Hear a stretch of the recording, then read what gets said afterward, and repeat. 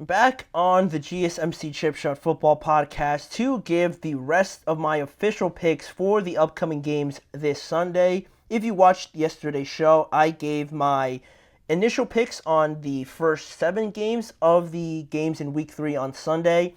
I'm going to give the rest of the 6 games today because there is going to be 2 Monday night games instead of 1, so we'll talk about those on Monday.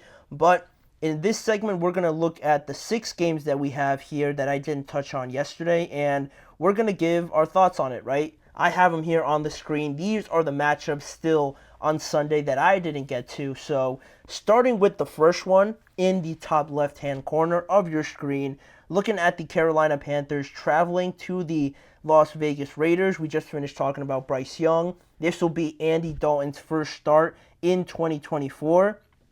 Bryce Young was obviously benched after an 0-2 start, so now I think Las Vegas got a huge win in their Week 2 matchup against the Ravens, and now to find this situation where, Bryce wasn't playing that great, the Panthers overall aren't a great team, but now to have Andy Dalton come in, a veteran guy, the game plan switches up, obviously, but I feel like I said in the Bryce segment, that the team makeup, the overall build of this roster, I think it's too much to overcome for just changing the quarterback.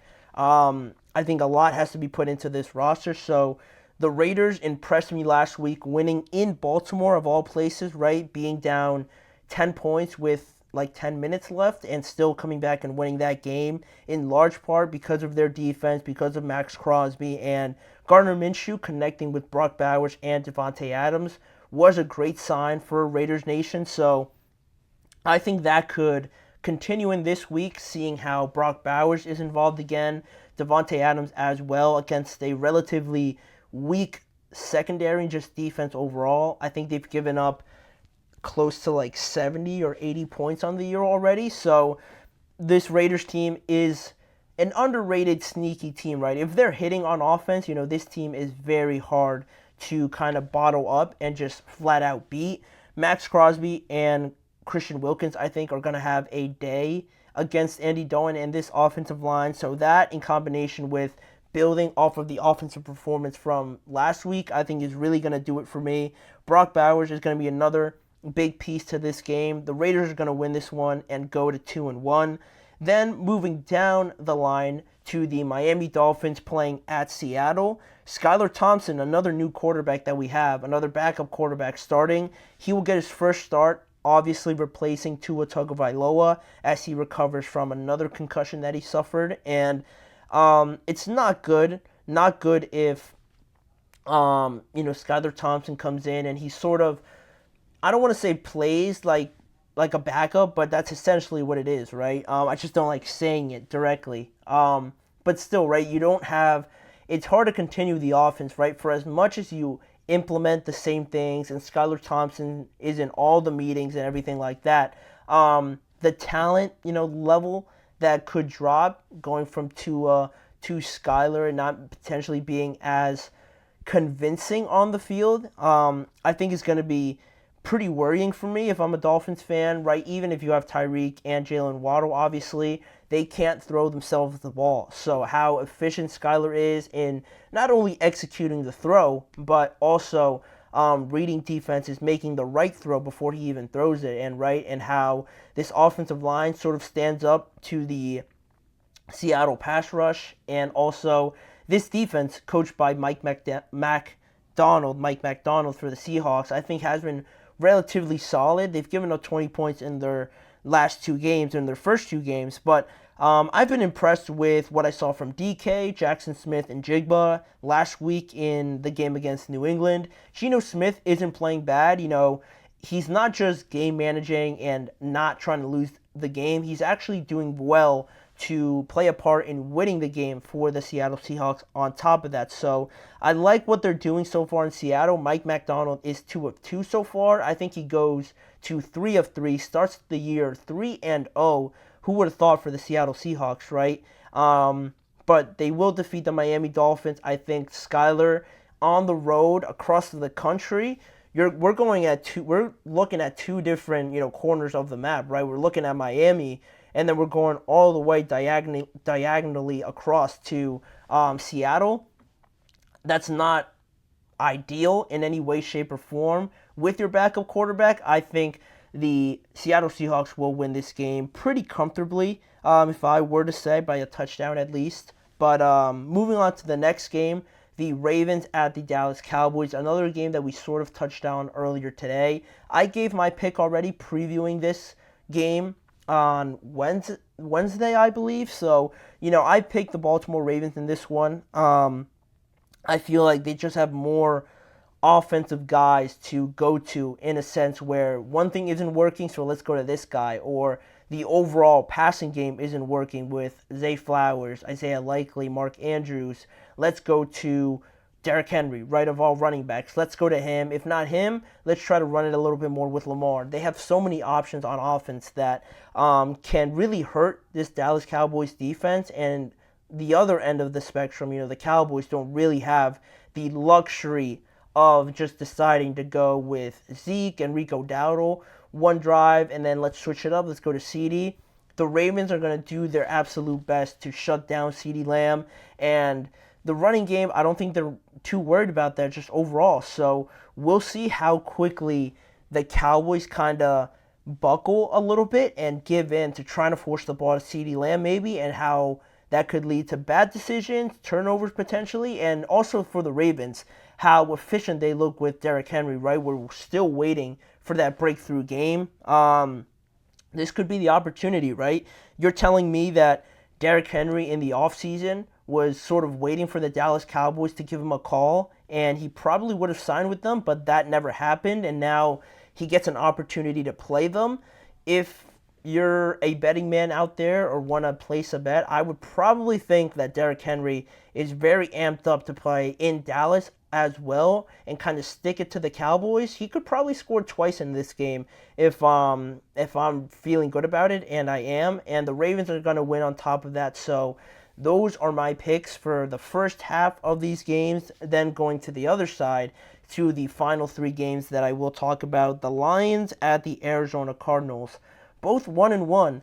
Both 1-1 in very surprising fashion, at least for the Cardinals, because you could say that you didn't expect them to be 1-1. You probably thought, for a lot of people, they might be 0-2 at this point, but not only being 1-1, quite frankly, they could have been 2-0, honestly, but putting up nearly 70 or 70 plus points in both of their games already. They put up 28 and then they put up 41. So 61, like 69 points, right? If I'm not mistaken, nearly 70 points in their first two games is not, I think, what a lot of people expected out of the Cardinals. So going up against now the Lions, and they sort of struggled in the red zone against the Tampa Bay Buccaneers in their last game. How do they respond, and are the Cardinals capable of not just, folding and going back to being the same old Cardinals? How do they improve and maintain that level of explosiveness on the offensive side of the ball? I do know that they played a very depleted Rams team, but still, putting up 41 points is putting up 41 points. That's very impressive. We finally got that game from Marvin Harrison Jr.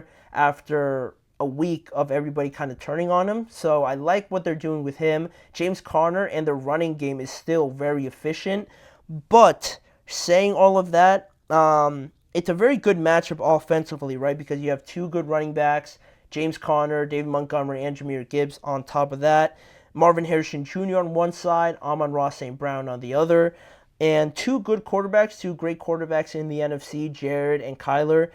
All of that makes this game very interesting, but like I said, the difference for me, I believe, will be Detroit just bouncing back. They're not going to go 1 for 7 in terms of touchdowns in the red zone again, back-to-back weeks. They're too good for that. Their offensive line is too good for that. I think they bounce back. In terms of the Cardinals and what they saw out of the Rams, that injured, depleted offensive line is not the Detroit Lions offensive line whatsoever. They're going to have to face arguably the best offensive line in the NFL for the Lions. So I feel like that's going to be a very overwhelming thing for this Cardinals defense to do. I think a solid running game from Montgomery and Jameer is going to be the main protagonist for this, and Detroit is going to try to control the time of possession, slow down this Cardinals offense, and that way I just don't think the Cardinals defense can hold up. That's just how I feel about it. I think the Lions will go down to Arizona and win this game and go to 2-1. Then lastly, the last couple games here, San Francisco and the Rams playing in the hospital matchup of week 3, the nursery matchup, if anything, too, right? Because we have Debo injured, Cooper Kupp injured, Christian McCaffrey injured, then on top of that, the entire offensive line for the Rams injured. It's not looking great now. George Kittle didn't practice yesterday. He could potentially be out.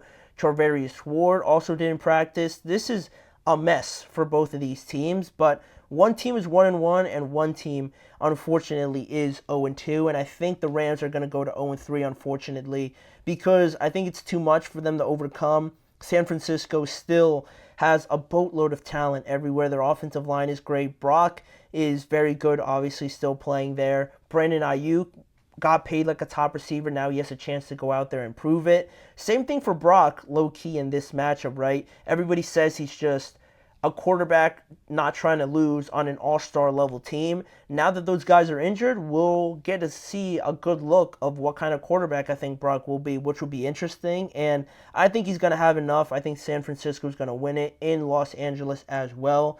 And lastly, the Sunday night game. Very interesting matchup because both of these teams got a big win last week, right? Both of them got a 1-point win in their week 2 matchup as well. And in this matchup, the Chiefs, like the Rams, like the 49ers, coming in very banged up. They most likely lost Hollywood Brown for the entire regular season. Now it's believed that Isaiah Pacheco could miss the entire regular season. And that's massive, right?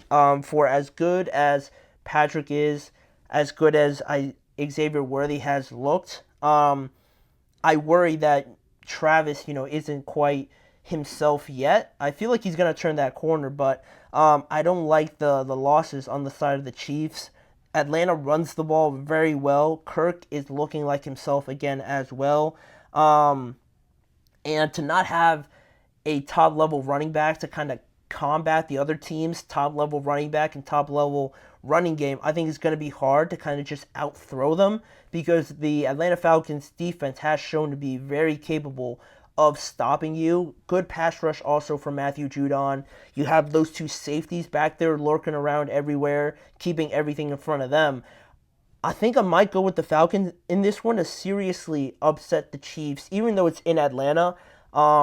At the beginning of the season, you probably would have picked the Chiefs, and I probably would have picked the Chiefs, but Isaiah Pacheco being out, Hollywood Brown being out, I think it's too much for this Chiefs team, especially against the Falcons, kind of proving to everyone last week that they're starting to roll a little bit here. They got the ball rolling now with Kirk. I expect them to be better. Drake London, Kyle Pitts, maybe they start trying to use him. I don't know. It's just a suggestion. If they could get him going, Bijan's going to do his thing. I think it's too much for this Chiefs offense to overcome. The Chiefs go to 2-1. The Falcons go to 2-1 as well, winning this game in Atlanta. And that does it for all the picks from me in week 3. I'm just now realizing that still says week 2. That's on me. But the games are accurate, right? Those are all my picks. Let me know what you guys think about them and share your guys' picks as well in the comments section of the videos. But now we're going to move on to the last segment of today's show. Just a last-minute injury update on some of the biggest names, some of the biggest injuries to keep an eye on before Week 3 starts. The rest of it on Sunday, going through Justin Jefferson, Joe Mixon, George Kittle, and Charvarius Ward as a couple of injury updates to close out today's show. Stay tuned for that. We'll be right back.